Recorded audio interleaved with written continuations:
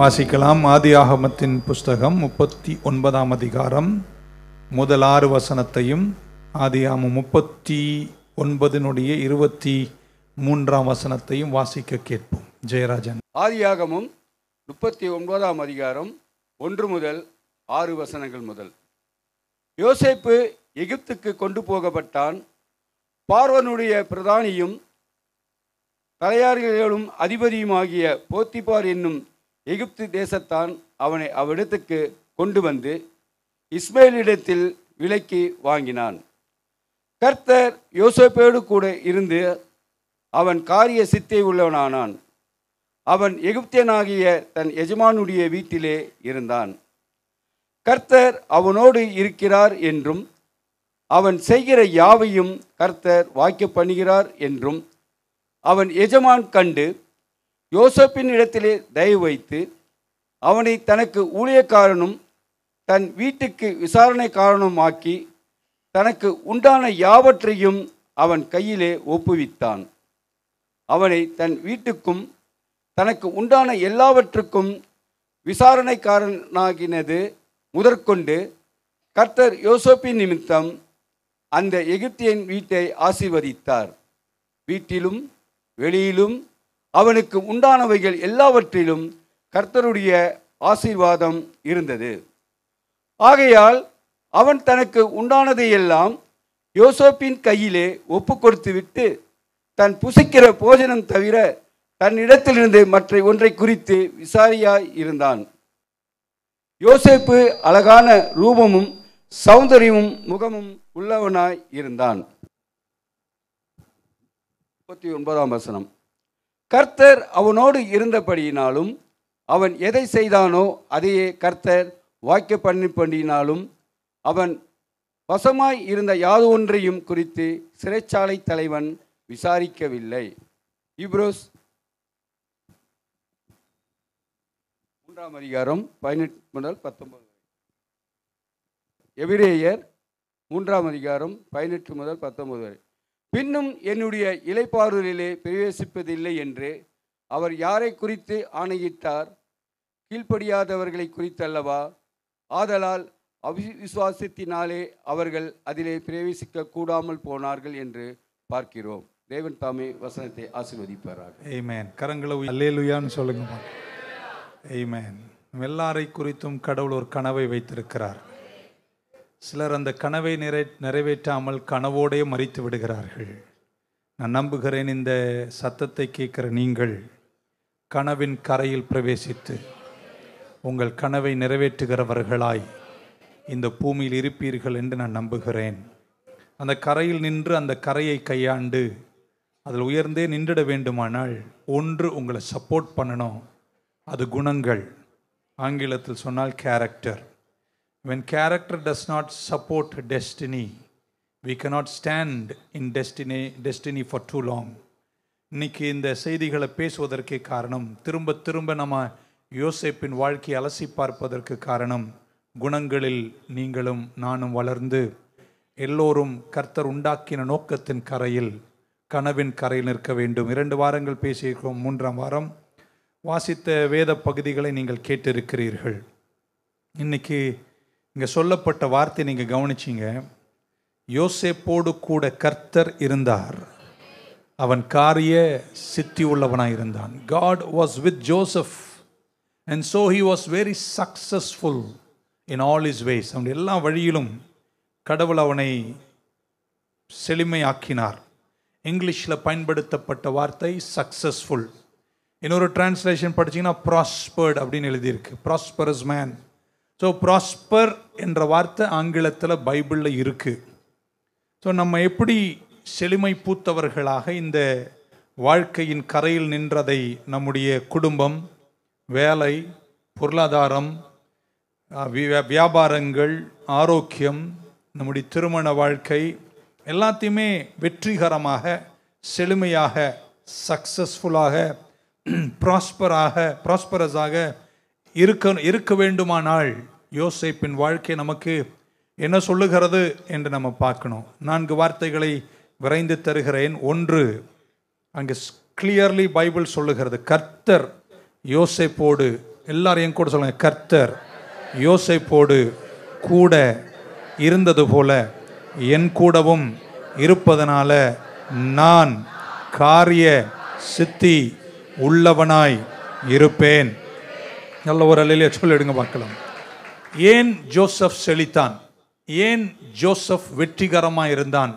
why Joseph was successful? Bible தெளிவாய் சொல்லுகிறது, கர்த்தர் யோசேப்போடு கூட இருந்தார். எத்தனை பேர் இன்னைக்கு நம்புறீங்க கர்த்தர் என் கூட இருக்கிறார்? உங்களுக்கு தெரியும், அவரே சொன்னார், நான் உன்னை விட்டு விலகுவதில்லை. இப்போ பக்கத்தில் தைரியமாக சொல்லுங்க, அவர் என் கூட இருக்கிறார். ஸோ ப்ராஸ்பெரிட்டி என்ற வார்த்தை பைபிளில் நிறைய முறை வந்திருக்கு. அது ஒன்றும் ஒரு கெட்ட வார்த்தை கிடையாது. ஆனால் இந்த ப்ராஸ்பெரிட்டி அல்லது செழுமை அல்லது காரிய சித்தி என்றெல்லாம் சொல்லப்படுகிற அந்த வார்த்தையை சில பிரசங்கியார்கள் ரொம்ப ஹைப்பராக, அளவுக்கு மிஞ்சி அதை கொண்டு போய் அந்த வார்த்தை கெடுத்ததுனால நம்ம பேசும்போது சிலருக்கு தப்பாக தெரியும். ஆனால் பைபிளில் ப்ராஸ்பரஸ், சக்சஸ்ஃபுல் என்ற வார்த்தை மீண்டும் மீண்டும் எழுதப்பட்டிருக்கின்றன. ஆமேன். ஆனால் சும்மா போகிறது, தொட்ட கார் இருந்து, ஏரோப்ளைன் இருந்து, இதெல்லாம் எனக்கு அனுபவம் இல்லை, எனக்கு தெரியாது. ஆனால் பைபிள் செழுமையை சொல்லுகிறது. ஹைப்பர் டீச்சிங் எல்லாத்துலேயும் இருக்குது. கிருபைன்னு ஒன்று இருந்தால் அதை இன்னொரு தூரம் கொண்டு போய் தப்பாய் சொல்லுவார்கள். செழுமைன்னு ஒன்று இருந்தால் அதையும் ஹைப்பராக பண்ணுவாங்க. நம்ம ஹைப்பரில் வேணாம், இருக்கிறத சொல்லுவோம். ஆமேன். ஸோ இப்படி உங்களை பார்த்து சொல்ல போகிறேன், கடவுள் உங்களுடைய குடும்பம், உங்கள் ஆரோக்கியம், உங்கள் வேலையில், உங்கள் கெரியரில், உங்கள் பொருளாதாரத்தில், உங்கள் வியாபாரத்தில் இந்த வருஷம் மட்டுமல்ல, கரையில் நின்று செழிக்கிற வரைக்கும் நீங்கள் காரிய சித்தி உள்ளவர்களாய் இருப்பீர்கள். ஆமேன். இந்த ப்ராஸ்பெரிட்டி என்ற வார்த்தை எபிரேய மொழியின் அர்த்தம் ஆக்சுவலாக டு புஷ் ஃபார்வர்டு, முன்னே தள்ளுவது என்ற அர்த்தமாகும். ப்ராஸ்பெரிட்டி என்ற வார்த்தை 63 முறை பழைய ஏற்பாட்டின் வேத புத்தகத்தில் வருகிறது. பைபிள் சொல்லுகிறது, சிம்சோனின் மேல் கர்த்தருடைய ஆவி வந்தபோது அவன் எழுந்து தன் சத்துருக்களை தோற்கடித்தான். அப்படின்னா God came upon Joseph and pushed him forward. காலையில் உங்களை பார்த்து இயேசுவின் நாமத்தில் இப்படி சொல்றேங்க, அந்த வார்த்தையை ஒட்டி கர்த்தருடைய பரிசுத்தாவியானவர் உங்கள் மேல் வந்து உங்கள் வாழ்க்கையின் எல்லா வழிகளிலும் உங்களை தள்ளி செழிக்க செய்வாராக, வெற்றிகரமாய் மாற்றுவாராக, காரிய சித்தி உள்ளவர்களாய் கர்த்தர் மாற்றுவாராக. எத்தனை பேர் இன்னைக்கு விசுவாசிக்கிறீங்க, கர்த்தர் என் கூட இருந்தா என்னுடைய வேலை, என்னுடைய கெரியர், என்னுடைய குடும்பம் எல்லாமே முன்னேற்றத்தை காணும் என்று நம்புறவங்க மட்டும் கரங்களை உயர்த்தி அல்லேலூயான்னு சொல்லுங்க பார்க்கலாம். ஸோ செழுமைக்கு காரணமாயிருக்கிற முதல் விஷயம், ஒரு திறவுகோல் என்னன்னாங்க, கர்த்தருடைய பிரசன்னம். If God is with you, கர்த்தர் உங்க கூட இருப்பாரையானால் நீங்கள் கண்டிப்பாக காரிய சித்தி உள்ளவர்களாக இருப்பீர்கள். காரணம், என் ஆண்டவர் ஒரு நாளும் தோல்வியை காண்பது, God never fails. ஆமென். அவர் செய்கிற எந்த விஷயமும் தோற்று போவதில்லை. அதனால அவருடைய பிரசன்னம் உங்க கூட இருக்குமானால், அந்த பிரசன்னத்தில் நீங்க நடப்பீங்கன்னா நான் நம்புகிறேன் நீங்கள் காரிய சித்தி உள்ளவர்களாக இருப்பீர்கள். பிரச்சனை அவர் உங்களை விட்டு விலகுவதல்ல, பிரச்சனை நீங்க அவரை விட்டு விலகுவது தான். அவர் உங்களை விட்டு ஒரு நாளும் விலகவே மாட்டார். God does not move his presence. அவர் உங்க கூட தான் இருப்பார், கடைசி வரையும் இருப்பார். ஆனால் நிறைய பேர் அவரை விட்டு விலகி போகிறீர்கள். இன்னைக்கு உங்களை உற்சாகப்படுத்துற, எத்தனை இடர்கள் வந்தாலும், குழிகள் வந்தாலும், பழி சொற்கள் வந்தாலும், சிறையே வந்தாலும், ஒன்று மட்டும் செய்யுங்கள், அவரை விட்டு விலகாதிருங்கள். உங்களை எல்லாத்திலிருந்தும் தப்பு வைத்து உங்களை கர்த்தர் உயர்த்துவார். பைபிள் சொல்லுகிறது, காயின் தேவனுடைய பிரசன்னத்தை விட்டு வெளியே போனார். கேயின் went out from the presence of God. நம்ம ஒன்றுக்காய் எப்பவுமே முயற்சி செய்யணும், உம்மோடு நான் இருக்கணும், உங்க சமூகம் என்னை விட்டு விலகக்கூடாது. ஆண்டவர் எப்பவுமே நம்மளை தேடி வருகிறார். ஆதாம் பாவம் செய்த போது கர்த்தர் மீண்டும் வந்தார். என் பக்கம் திரும்பு என்று கர்த்தர் ஆதாமை தேடி போனாருங்க. கர்த்தர் ஒரு நாள் உங்களை விட்டு விலகுறல்ல. ஏவாள் வழி தவறி போன போது கர்த்தர் ஏவாளை சந்திக்க வந்து தன் பக்கம் திருப்பக்கூடிய வழிகள் அவரே ஏற்படுத்தினார். காயினுக்கும் அவன் விலகி போன போது, தவறு செய்த போது மனம் திரும்பக்கூடிய வாய்ப்பினை கர்த்தர் காயினுக்கு ஏற்படுத்தினார். ஆனால் காயின் கர்த்தர் பக்கம் திரும்பாமல், கர்த்தர் ஒரு வழியாய் அழைத்தார், காயின் வேறு வழியாய் போனார். அது நிமித்தம் பைபிள் சொல்லுகிறது அவன் தோல்வியை கண்டான். இப்படி சொல்ல போறேங்க, நீங்க ஆமீன் சொல்லணும். அதுக்கு கர்த்தர் கூட நீங்க நடந்தீங்கன்னா நீங்க ஜெயிப்பீங்க. கர்த்தரை விட்டு விளங்குனீங்கன்னா நீங்க ஜெயிக்க மாட்டீங்க.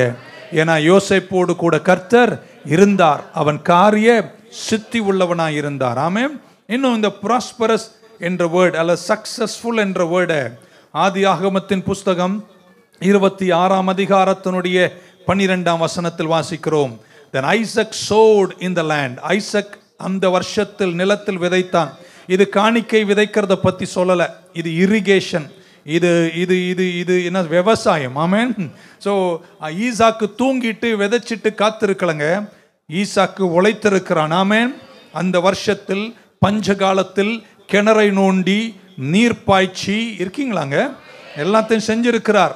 சோம்பேறிகளை கர்த்தர் ஆசீர்வதிப்பதில்லை. ஆமீன் சொல்லாதீங்கோ. ஆண்டவர் அவனை ஆசீர்வதித்தார். அந்த வருஷத்தில் விதை விதைத்தான். ஆமேன். ஹல்லேலூயா. உழைச்சாதான். ஆமேன். ஓகே, அதுக்கு அப்புறம் பேசுவோம். ஈசாக் அந்த வருஷத்தில் விதை விதைத்தான். கர்த்தர் 100 மடங்காய் கொடுத்து அவனை என்ன செய்தாராம்? ஆசீர்வதித்தார். 23, 26, 13 வாசிக்கிறோம். The man began to prosper. அந்த பைபிள் அந்த வார்த்தை இருக்குங்க, செழுமை என்ற வார்த்தை. The man began to prosper and he continued prospering until became very prosperous. ஆமென். இந்த அவர் செழித்தாராம், இன்னும் செழித்தானாம், வர வர இன்னும் விருத்தி அடைந்தான். அப்போ பைபிள் அந்த வார்த்தை ஒன்றும் தப்பில்லை, நல்லதான் சொல்லியிருக்கு. உபாகமத்தின் புஸ்தகம் 29ஆம் அதிகாரத்தினுடைய 9ஆம் வசனத்தில் இப்படி வாசிக்கிறோம். Keep therefore the words of this covenant. இந்த உடன்படிக்கையின் வார்த்தைகளை நீங்கள் கைக்கொள்ளுங்கள். And do them that you may prosper. You may prosper in all that you do. நீங்க செய்வதெல்லாம் காரிய சித்தியோடு செழுமையோடு வெற்றிகரமாய் மாறுவதற்கு நீங்கள் அவருடைய வார்த்தைகளை கைக்கொள்ளுங்கள் என்று வாசிக்கிறோம். ஏன் இந்த திரும்ப இந்த வசனங்களை காட்டுறேன்னா, பைபிள்ல ப்ராஸ்பர் என்ற வார்த்தை இருக்கு, வாசிச்சுட்டே இருக்கலாம் இன்னைக்கு, அவ்வளோ இருக்கு. ஆனால் அதை கொண்டு போய் ஒரு ஹைப்பர் ப்ராஸ்பரிட்டியில் கொண்டு வந்து எப்படிதான் இப்படிதான் என்று சொல்வது தான் தவறு. நாம் அப்படிப்பட்ட சபை அல்ல. நம்ம வசனத்தை வசனமாய் போதிக்க இந்த காலத்தில் கர்த்தர் சமூகத்தில் காத்திருக்கிறோம். ஆமென். 2 ராஜாக்கள் 18:7 வாசிக்கிறோம். கர்த்தர், the Lord was with him. Amen. The Lord was with him and he prospered wherever he went. கர்த்தர் அவன் கூட இருந்தான், அவன் எங்க சென்றாலும் அவன் செழித்தான். ஆமென். பக்கத்தில் சொல்லுங்க, அவர் என் கூடவும் இருக்கிறாரு. இந்த வருஷம் மட்டுமல்ல, வருஷத்தை தொடங்கி என் கரையின் மகத்துவங்களை சுதந்திரிக்கிற வரைக்கும் என்னை அவர் செழுமையாய் வைப்பார் என்று நம்புறவங்க மட்டும் கையை உயர்த்தி அல்லேலூயான்னு சொல்லுங்க பார்க்கலாம். 3 யோவான் 2ஆம் வசனம், அதில் ஒரு அதிகாரம் தான், 1ஆம் அதிகாரம் 2ஆம் வசனம். பிரியமானவர்களே, உன் ஆத்துமா வாழ்வது போல் நீங்க எல்லாவற்றிலும் வாழ்ந்து சுகித்திருக்கும்படி உங்களுக்காய் நான் வேண்டுகிறேன். இங்கிலீஷ்ல படிக்கிறேன். I pray that you may prosper in all the things and be in health just as your soul prosper. So prosper என்ற வார்த்தை. ஆமென். இன்னைக்கு ஜெபிக்கிறேன், கையை மேல உயர்த்துவீர்களா? உங்களுடைய கெரியர்ல கர்த்தர் உங்களை புஷ் பண்ணுவாராக. உங்க குடும்பத்துல நலமான பங்குகளுக்கு உங்களை தள்ளுவாராக.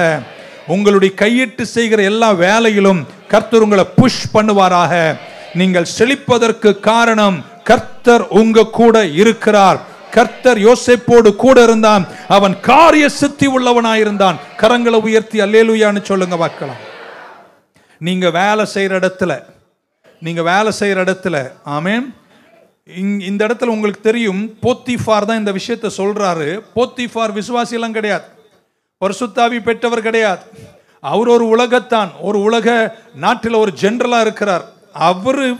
அவருக்கு தெரியுது, என்ன தெரியுது? கர்த்தர் யோசேப்போட கூட இருக்கிறார் என்பதை உலகத்தானா இருந்த ஒரு அதிபதிக்கு தெரிஞ்சது. இன்னைக்கு உங்களுக்காக நான் என்ன தெரியுமா ஜெபிக்கிறேன்? நீங்க வேலை செய்யற இடத்துல, தெரியாது ஆமீன் வராது, நீங்க பண்ற கூத்துக்கு உண்மையே தெரியும். ஓகே, நீங்க வேலை செய்யற இடத்துல அந்த எம்ப்ளாயர் விசுவாசியா இருந்தாலும் அவிசுவாசியா இருந்தாலும் அவருக்கு ஒன்று வெளிப்படணுங்க, உங்க கர்த்தர் உங்க கூட இருக்கிறார். இன்னும் சொல்ல போனா அவங்க உங்களை பத்தி சாட்சி சொல்லணும். நீ என்னைக்கு இந்த கம்பெனிக்கு வந்தியோ அன்னிலிருந்து தான் என் கம்பெனியே நல்லா இருக்கு என்று சொல்லுகிற அளவிற்கு உங்களை கர்த்தர் செழிக்க செய்வாராக. அதுதான் யோசேப்புக்கு நடந்தது. சோ செழுமையாய் வெற்றிகரமாய் காரிய சித்தியாய் இருப்பதற்கு முதலாவது திறவுகோல் கர்த்தர் உங்க கூட இருக்கிறார். அல்லேலூயா. சில விஷயங்களை சில சபையில திரும்ப சொன்னா ஜனங்களுக்கு புரிஞ்சிடும், பாஸ்டர் 2வது முறை பேசுறார் அப்படின்னு. நீங்க சிலர் என்னை பார்த்து முழிக்கிறத பார்த்தா நான் 5 வாட்டி பேசினாலும் உங்களுக்கு தெரியாத போல் இருக்கு. ஓகே, 2வது பாயிண்ட் என்னன்னா, 2வது முக்கியமான விஷயம், தேவன் உங்க கூட இருப்பதற்கு காரணமா இருப்பது என்ன தெரியுமாங்க? கர்த்தருக்கு கீழ்ப்படிவது. உங்க கூட ஆண்டவர் இருக்கணும்னு விரும்புறவங்க எல்லாம் ஒரு ஆமீன் சொல்லுங்க பார்க்கலாம். ஸோ அவருடைய பிரசன்னம் என் கூட இருக்கணும்னா எனக்கு என்ன தேவைங்க? கீழ்ப்படிதல். அந்த வார்த்தையை கொஞ்சம் நல்லா அன்போடு பாசத்தோடு வாயை திறந்து சொல்லுங்க, கீழ்ப்படிதல். சொல்ல மாட்டீங்க சிலர், ஏன்னா அது இல்லை சுத்தமா.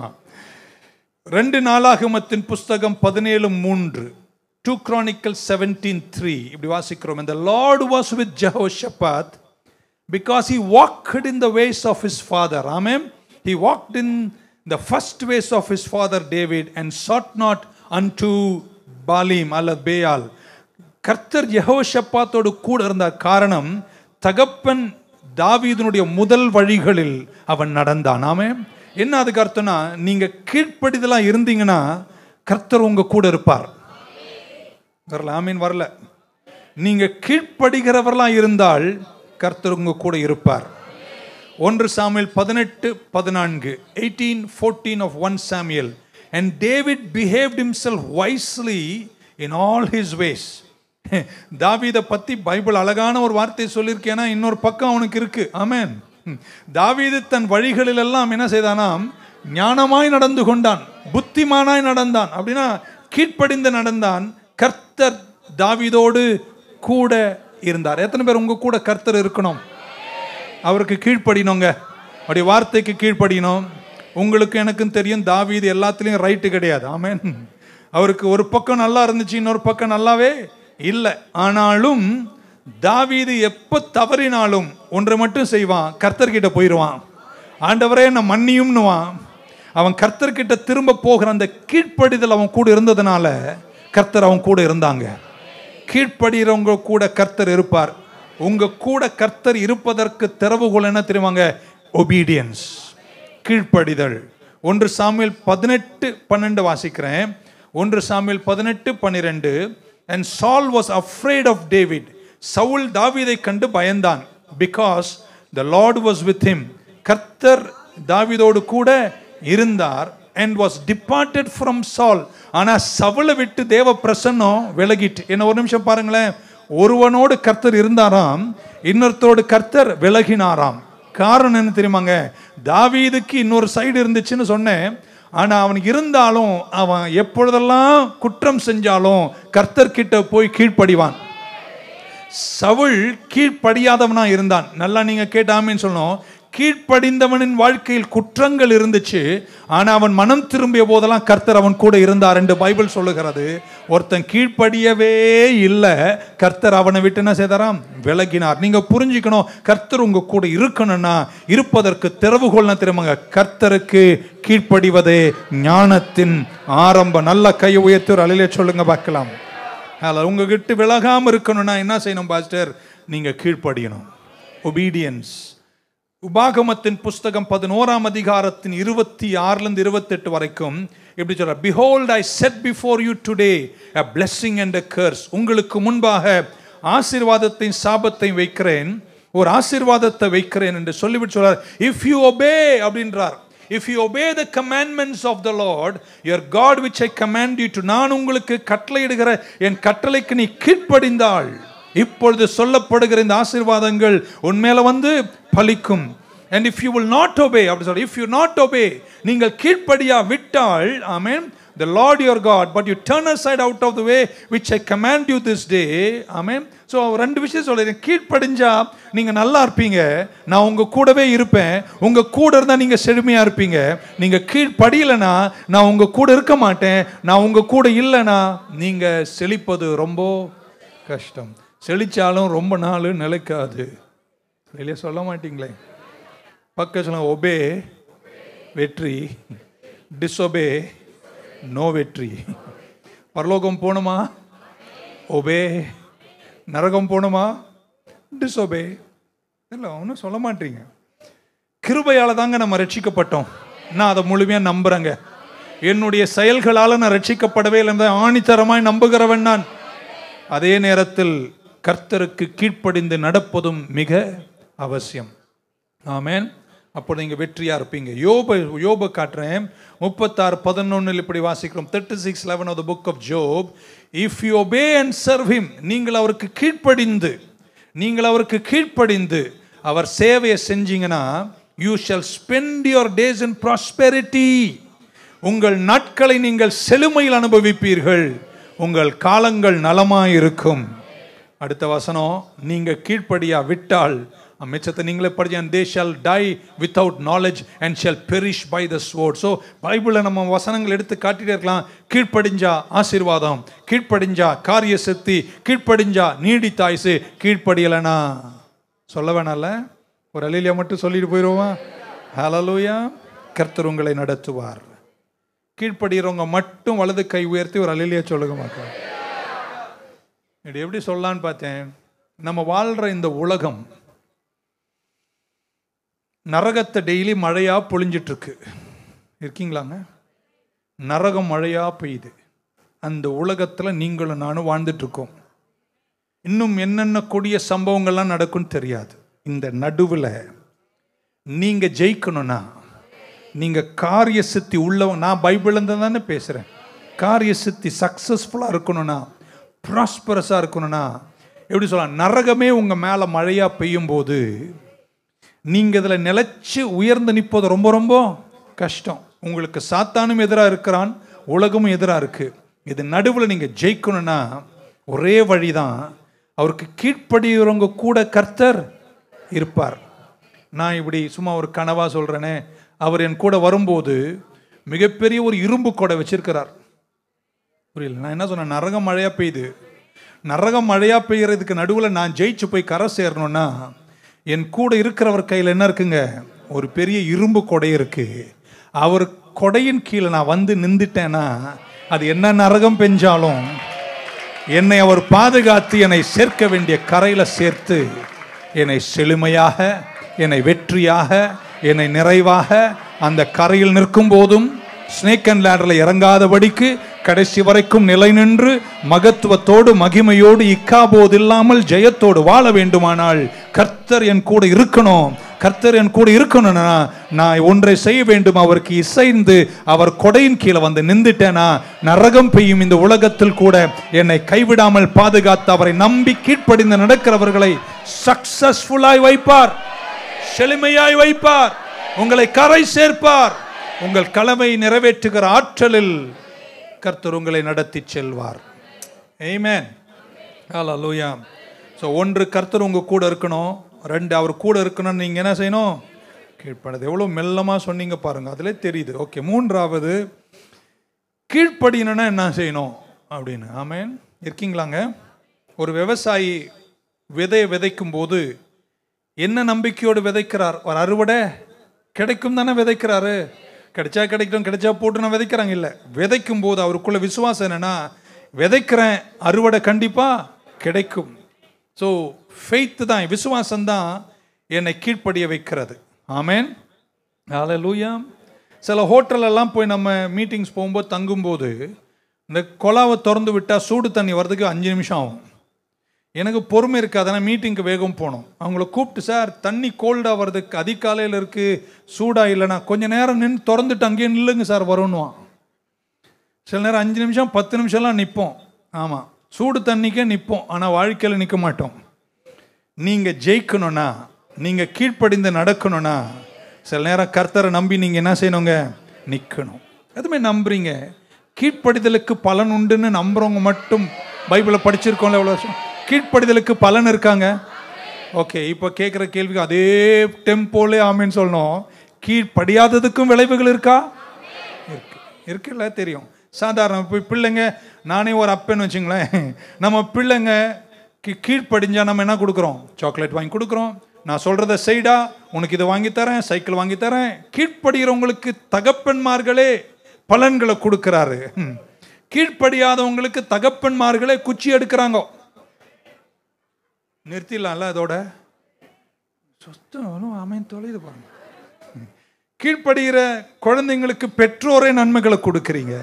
கீழ்ப்படியாத பெற்றோர் மேல அடிக்கலைனா கூட மனசு சஞ்சலப்படுதில்ல, சே நம்ம பெத்த பிள்ளை இப்படி பண்ணுதேன்னு நம்ம வேதனைப்படுறோமா இல்லையாங்க?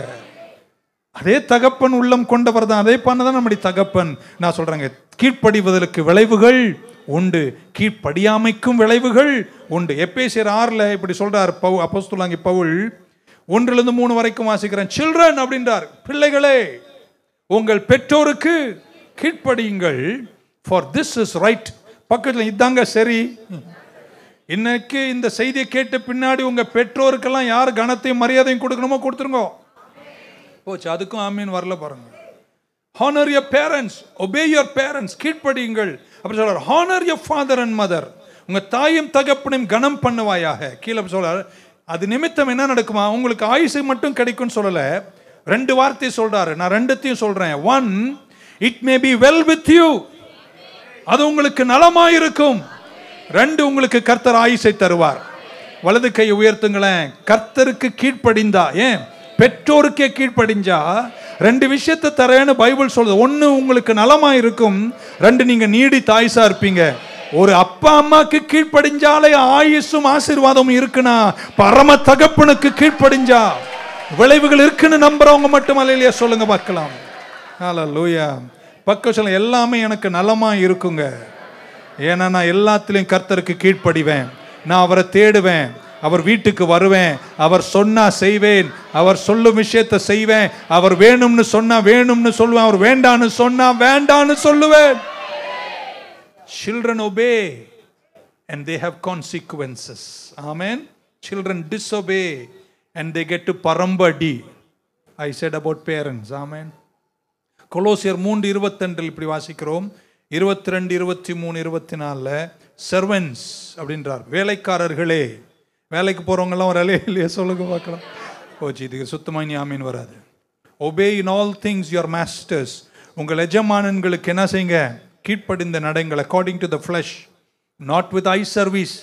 அவங்க பார்க்கும்போது மட்டும் வேலை செய்கிறவங்களா இருக்காதீங்க, பார்க்காத போதும் வேலை செய்யுங்க. சும்மா ஒரு மனுஷனை பிரியப்படுத்துறவனா இருக்காதீங்க. சிங்கிள்னஸ் ஆஃப் ஹார்ட், இதய ஆழத்தோடு கர்த்தருக்கு பயந்து உங்கள் சேவையை உங்கள் எஜமானனுக்கு செய்யுங்கள். ஆமென் சொல்லலாமே. and whatsoever you do, நீங்க எதை செஞ்சாலும் முழு மனதா செய்யுங்க, மனுஷனுக்கு செய்யாமல் தேவனுக்கு செய்யுங்க. நான் சொல்றேன், உங்க கம்பெனியில யார் உங்களை கவனிக்கிறாங்களோ இல்லையோ, உங்க வேலை உண்மையா செஞ்சுட்டே இருங்களேங்க. நான் சொல்றேன், யார் கவனிக்கலையோ யோசேப்பின் தெய்வம் உங்களை கவனிப்பார். knowing that the Lord you shall receive the reward of the inheritance, for you serve the Lord Christ, but he who doeth wrong shall receive for the wrong which he hath done, and there is no respect of persons. அப்படி சொன்னார். பட்சபாதமே இல்லை, கீழ்ப்படிஞ்சா விளை உண்டு, கீழ்ப்படினாலும் விளை உண்டு. கீழ்ப்படியவங்களை ஆசீர்வதிப்பாரு, கீழ்ப்படியாதவங்களை ஆசீர்வதிக்க முடியாது. கீழ்ப்படிவேன்னு சொல்றீங்களா? ஸோ கீழ்ப்படிவதற்கு உங்களுக்கு என்ன தேவைங்க? விசுவாசம் தேவை. ஏன் விசுவாசம் தேவை? ஆமென். எபிரேயர் 3:18-19 நான் வாசித்து முடிக்கிறேன், நீங்க புரிஞ்சுப்பீங்க. Hebrews 3:18 and 19, and to whom swore he that they would not enter his rest, அவருடைய இளைப்பாறுதலுக்குள் பிரவேசிக்க மாட்டார்கள் என்று யாருக்கு ஆணையிட்டாராம்? to those who did not obey. கீழ்ப்படியாதவங்க என் இளைப்பாறுதலுக்குள் என்ன செய்ய மாட்டாங்களாம்? பிரவேசிக்க மாட்டார்கள். so we see that they could not enter in, அவங்களால பிரவேசிக்க முடியல கரைக்குள்ள, இளைப்பாறுதலுக்குள்ள, கானானுக்குள்ள, வெற்றிக்குள்ள, தேவ அனுங்கிரகங்களுக்குள்ள அவங்களால பிரவேசிக்க முடியல. காரணம் என்னங்க? அவிசுவாசம். ஏன்னா அவிசுவாசம் உள்ளவன் கீழ்ப்படிய மாட்டான், விசுவாசம் உள்ளவன் கீழ்ப்படிவான். இப்ப விசுவாசம் உள்ளவங்களாம் ஒரு அலையிலே சொல்ல மாட்டீங்க. Because of unbelief. அவிசுவாசம் உங்களை கீழ்ப்படியாமல் வைக்கும், விசுவாசம் உங்களில் கீழ்ப்படிதலை உருவாக்கும். ஆமென். ஹல்லேலூயா. எத்தனை பேர் நம்புறீங்க?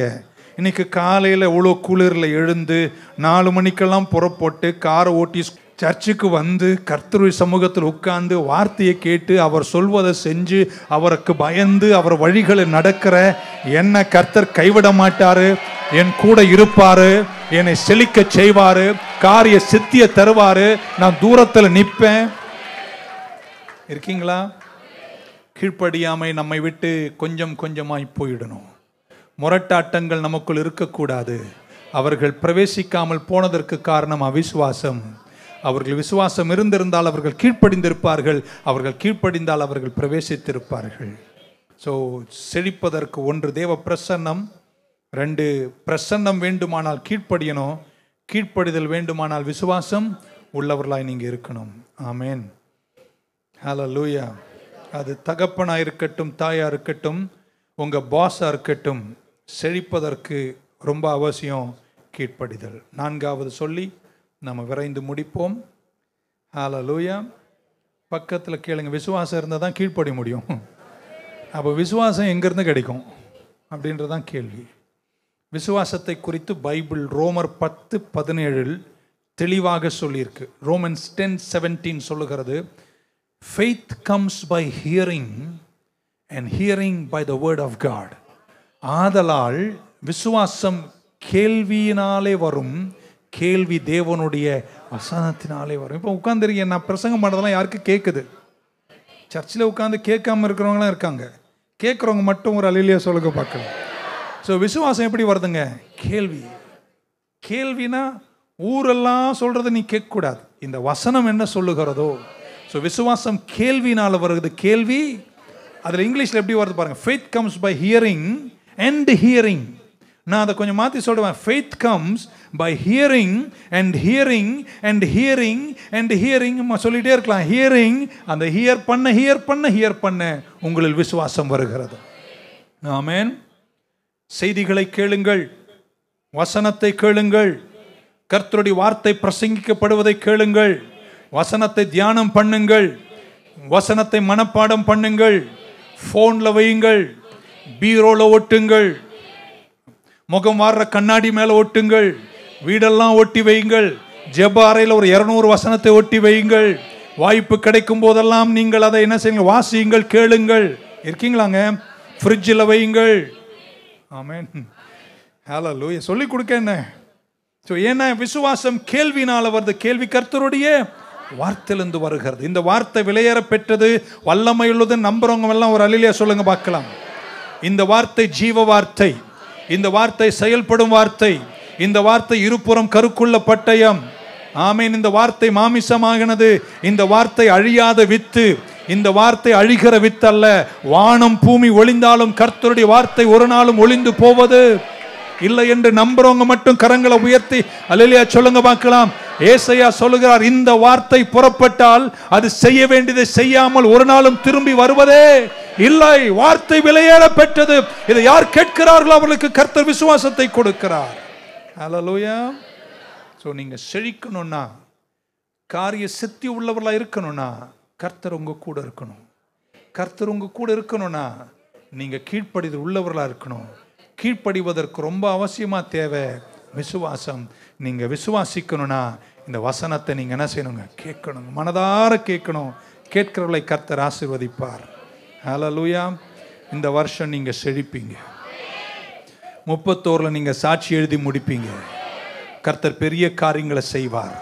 இந்த வசனங்களை கேட்க கேட்க இந்த சபையில வந்து எத்தனை பேர் சொல்ல முடியும், என் விசுவாசம் வளர்ந்துட்டே இருக்கு, என் சுபாவம் குணங்களும் மாறிட்டு இருக்கு, முன்னாடி இருந்ததை விட இப்போ ரொம்ப தாழ்மையாக மாறிட்டு இருக்கேன், இப்போ ஒரு கன்னத்தில் அடித்தா 7 கன்னத்தில் குத்துவேன். ஆமென். இன்னும் எனக்குள்ள பக்குவமும் அமைதியும், ஆமென் சொல்ல மாட்டீங்களா, தேவ தயவும் கிருபையும் எனக்குள் வருகிறது. கர்த்தருக்கு கீழ்ப்படிந்து நடக்க நடக்க என்னை அவர் வெற்றிகரமாய் மாற்றிக்கொண்டே இருக்கிறார். இல்லையா? சொல்ல மாட்டீங்களாங்க? சிலதெல்லாம் இந்த வருஷம் நீங்கள் எழுந்து செய்யணும். விட்டுட்ட சில காரியங்களை திரும்ப கையில் எடுக்கணும். சிலதெல்லாம் செய்யாமல் இருப்பது பாவம் என்று யாக்கோபு சொன்னார். சிலதெல்லாம் நீங்கள் எடுத்து திரும்பவும் கையில் கர்த்தரை நம்பி இந்த வருஷம் தொடங்கியிருக்கீங்க. ஜனவரி மாதம் முடிய போகிறது. நீங்கள் சொல்ல, கர்த்தரை கொண்டு நான் மீண்டும் துவங்க போகிறேன், விட்ட காரியங்களை திரும்ப தொடங்க போகிறேன், நான் மீண்டும் என்னை விசுவாசத்தில் புதுப்பித்து கொண்டு கர்த்தருக்காய் நிற்க போகிறேன். கர்த்தர் என்னை கைவிட மாட்டார். கனவுள்ளவர்களுக்கெல்லாம் ஒரு கரை உண்டு. ஆனால் கரைக்கு போகும் வழியில் உங்கள் குணங்களை கர்த்தர் உருவாக்கி கொண்டிருக்கிறார். குணங்கள் உருவானவர்கள் தான் கரையின் மகத்துவங்கள் நின்று அதை சாதிக்க முடியும். அந்த பங்கில் உங்களுக்கு தேவை கர்த்தர் உங்க கூட இருக்கணும். அவர் உங்க கூட இருக்கணும். நீங்க கீழ்ப்படிதல் உள்ளவர்களா இருக்கணும், விசுவாசம் உள்ளவர்களா இருக்கணும், வசனத்தின் மேல் தியானம் உள்ளவர்களா இருக்கணும். இந்த வேதத்தில் இரவும் பகலும் தியானமா இருக்கிற மனுஷன் பாக்கியவான். அவர்கள் நீர்க்காலுகளின் ஓரத்தில் நடப்பட்ட விருட்சமாய் காலங்களில் கனி கொடுத்து இலை உதராத மரத்தை போல் இருப்பார்கள். அவர்கள் எல்லாரும் என் கூட சொல்லுங்க, அவர்கள் செய்வது எல்லாம் வாய்க்கும். whatever they do it will prosper. எழுந்து நிற்கலாமா அவருடைய சமூகத்தில்? we want to pray for you. thank you so much.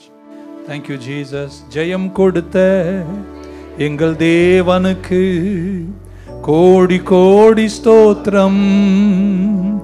வாழ்வழிக்கும் இயேசு ராஜாவுக்கு வாழ்நாளெல்லாம் ஸ்தோத்திரம். கையை தட்டி ஒரு அடி பாடுமா? ஜெயம் கொடுத்த எங்கள் தேவனுக்கு கோடி கோடி ஸ்தோத்திரம். வாழ்வழிக்கும் இயேசு ராஜாவுக்கு வாழ்நாளெல்லாம் ஸ்தோத்திரம். அல்லேலூயா அல்லேலூயா பாடுவேன், ஆனந்த தொனியாய் உயர்த்துவேன். அல்லேலூயா அல்லேலூயா பாடுவேன், ஆனந்த தொனியாய் உயர்த்துவேன். ஜெயம் கொடுத்த எங்கள் தேவனுக்கு கோடி கோடி ஸ்தோத்திரம். வாழ்வழிக்கும் இயேசு ராஜாவுக்கு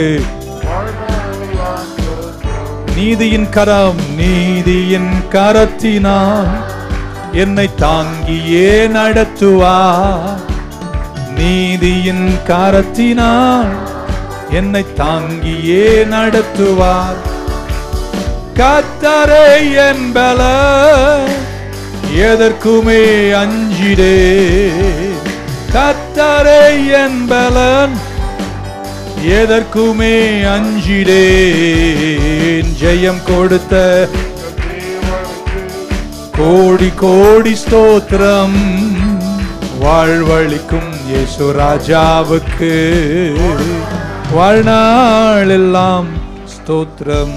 கரங்களை உயர்த்தும் போது பரலோக பிதாவே, காலை வேளைக்காக நன்றிப்பா. Life has not been easy at all. வாழ்க்கை அவ்வளோ லேசா இல்லைப்பா. கடந்து வந்த 20-30 ஆண்டுகள் 40 ஆண்டுகள் திரும்பி பார்க்கிறோம். எவ்வளோ போராட்டங்கள், எத்தனை குழிகள், எத்தனை சிறைகள், எத்தனை குற்றச்சாட்டுகள், எத்தனை பழி சொற்கள், எத்தனை வீழ்ச்சிகள், எத்தனை குறைகள், எவ்வளோ பெருமைகள், எவ்வளோ கடினங்களை கடந்து வந்தோம். ஆனால் நாங்கள் திரும்பி பார்த்து உமக்கு நன்றி சொல்லுகிறோம். உங்கள் வார்த்தையை நம்பி அதற்கு நாங்களை விசுவாசித்து கீழ்ப்படிந்து நின்ற போதெல்லாம் எங்களை விட்டு விலகாத உங்க பிரசன்னத்தை தந்து இந்த தூரம் சத்துருக்களுக்கு முன்பாக ஒரு பந்தி ஒன்றை ஆயத்தம் பண்ணி எங்களை கர்த்தருடைய வீட்டிலே நிலைக்கச் செய்த உங்க அன்புக்காக நாங்கள் நன்றி சொல்லுகிறோம். மரண இருளின் பள்ளத்தாக்கிலே நடந்தாலும் நான் பொல்லாப்புக்கு பயப்படேன், தேவரீர் என் கூட இருக்கிறீர் என்று தாவீது சங்கீதக்காரன் சொன்னது போல உங்க பிரசன்னமும் சமூகமும் எங்கள் கூட இருப்பதனால் நாங்கள் காரிய சித்தி உள்ளவர்களாய் கரையில் நின்று கொண்டு நிர்வகிக்க வேண்டிய எல்லாவற்றையும் வெற்றிகரமாய் நிர்வகித்து ஜெயத்தை சுதந்திரிக்க சியோன் மலையில் யாக்கோபின் புத்திரர்கள் சுதந்திரிப்பார்கள் என்ற வார்த்தை நிறைவேற சுதந்திரிக்கும் ஆற்றலோடும் வெற்றியோடும் வழி நடத்துங்க, காத்துக்கொள்ளுங்க. இயேசு கிறிஸ்துவின் நாமத்தில் ஜெபிக்கிறோம் ஜீவனுள்ள எங்கள் நல்ல பிதாவே. எல்லாரும் கரங்களை உயர்த்திய ஆத்துமாவே கர்த்தரை ஸ்தோத்திரி, முழு உள்ளமே பரிசுத்த நாமத்தை ஸ்தோத்திரி. என் ஆத்துமாவே கர்த்தரை ஸ்தோத்திரி, அவர் செய்த சகல உபகாரங்களையும் மறவாதே. கர்த்தராகிய இயேசு கிறிஸ்துவின் கிருபை, பிதாவாகிய தேவனுடைய அன்பு, பரிசுத்த ஆவியானவருடைய அந்யுன்ய ஐக்கியம், அவருடைய பராமரிப்பு, பாதுகாப்பு, வழிநடத்துதல் நிறைவு நம் அனைவரோடும் எல்லா பரிசுத்தவான்களும் திருச்சபையோடும் கூடி வந்த தேவ பிள்ளைகள் யாவரோடும் இன்றும் என்றும் நிலைத்து இருப்பதாக. God bless you. Thank you. ஜெயம் கொடுத்த எங்கள் தேவனுக்கு கோடி கோடி ஸ்தோத்திரம். வாழ்வழிக்கும் இயேசு ராஜாவுக்கு வாழ்நாளெல்லாம் ஸ்தோத்திரம்.